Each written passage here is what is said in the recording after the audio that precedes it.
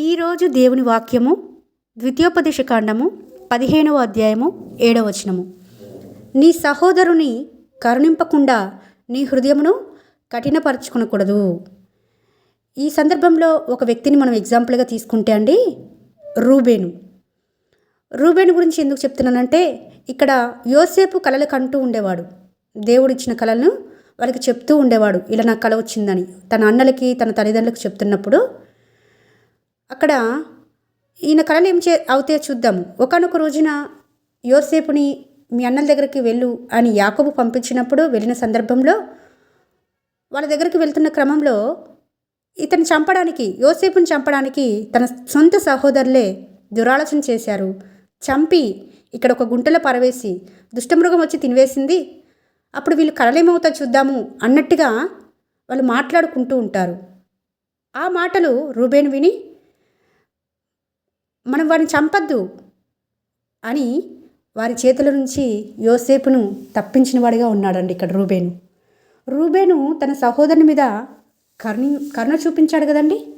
నిజంగా రూబేను యోసేపు మీద కరుణించకపోతే, రూబేను కూడా వాళ్ళతో ఏకీభవించినట్లయితే యోసేపు చరిత్ర ఉండేది కాదేమో కదండి.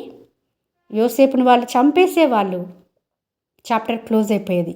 యోసేపు గురించి మనం ఇప్పుడు ధ్యానించుకునే వాళ్ళం కూడా కాదు, బైబిల్ గ్రంథంలో ఉండేది కూడా కాదు. కానీ తన సహోదరుని మీద, తన తమ్ముడి మీద కరుణిస్తూ వచ్చినాడు రూబేను. తద్వారా కరువు కాలంలో యోసేపు ద్వారానే పోషించబడడం మనం చూస్తున్నాము. రూబేను ఇక్కడ తన సహోదరుని మీద కరుణించిన దాన్ని బట్టి దేవుని కనికరాన్ని పొందుకున్నాడు, దేవుని కరుణ పొందుకున్నాడు. కాబట్టి ఎవరి మీద అయితే కరుణ చూపించినాడో రూబేను, ఆ సహోదరుని ద్వారానే పోషింపబడ్డ మనం చూస్తున్నాం. తన ప్రాణం నిలబడిందంటే కేవలము తన సహోదరుని మీద ఒకప్పుడు చూపించిన కరుణే అని ఇక్కడ మనం స్పష్టంగా అర్థం చేసుకోవచ్చు. ఈ రోజున హెచ్చరిక వాక్యం ద్వారా మనకి దేవుడు బోధిస్తుంది ఏంటంటే, నువ్వు కరుణ చూపిస్తే నువ్వు కరుణ పొందుతావు. నువ్వు కఠినత్వంతో ఉంటే నీవు దేవుని చేత తీర్పు పొందుతావు, దేవుని చేత శిక్షింపబడతావు.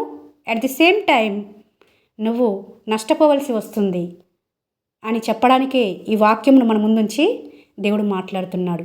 రూబేనే కనుక కనికరం చూపించకపోతే, కరుణించకపోతే తన తమ్ముడి మీద కరువు కాలంలో చనిపోయి ఉండేవాడు కదండి. తనకు నష్టమే జరిగేది, తన పిల్లలకు తన కుటుంబానికి కూడా నష్టం జరిగేది. కానీ ఆయన చూపించిన కరుణ మట్టి దేవుడు యోసేపు ద్వారా కుటుంబం అంతటినీ పోషిస్తూ వచ్చినాడు. ఆదికాండము 37వ అధ్యాయంలో ఇదంతా ఉంటుంది, సారాంశం అంతా. కాబట్టి మనం కరుణించేవారుగా ఉండాలని రూబేన్ మనం నుంచి హెచ్చరిక చేస్తున్నాడు దేవుడు. ఆ విధంగా మనము అందరినీ ఒక్కరిని కాదు అందరినీ కరుణించేవారుగా ఉండాలని ప్రభు పేరట మనవి చేసుకుంటున్నాను. ఆమేన్.